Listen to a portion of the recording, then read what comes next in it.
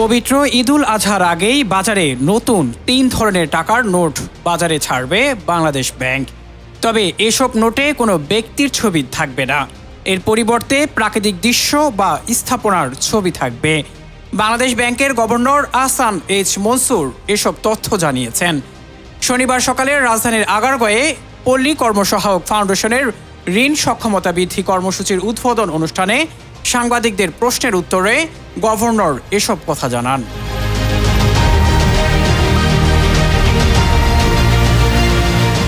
Ahsan H Mansur বলেন, আমাদের টাকা ছাপানো শুরু হয়ে গেছে। ৩টি নোট শীঘ্রই বাজারে আসছে। এগুলো হচ্ছে ২০, ৫০ ও ১,০০০ টাকার নোট। ঈদের আগেই এসব নোট আপনারা দেখতে পাবেন। নতুন নোটে কোনো ব্যক্তির ছবি থাকবে না। এখানে আমাদের প্রাকৃতিক দৃশ্য, আমাদের কিছু ঐতিহ্যবাহী ভবন, প্রাণী প্রভৃতির ছবি থাকবে। বাংলাদেশ ব্যাংক সূত্রে জানা যায়, এতদিন বাংলাদেশ ব্যাংকের নোটে বঙ্গবন্ধু শেখ মুজিবুর রহমানের ছবি ছিল।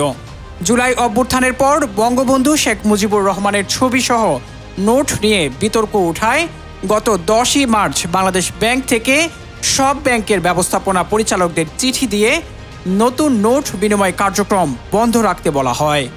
পাশাপাশি ব্যাংকের শাখায় যেসব নোট নতুন গচ্ছিত আছে তা বিনিময় না করে সংশ্লিষ্ট শাখায় সংরক্ষণের কথা বলা হয়। এরপর থেকে নতুন নোটের বিনিময় পুরোপুরি বন্ধ হয়ে যায়।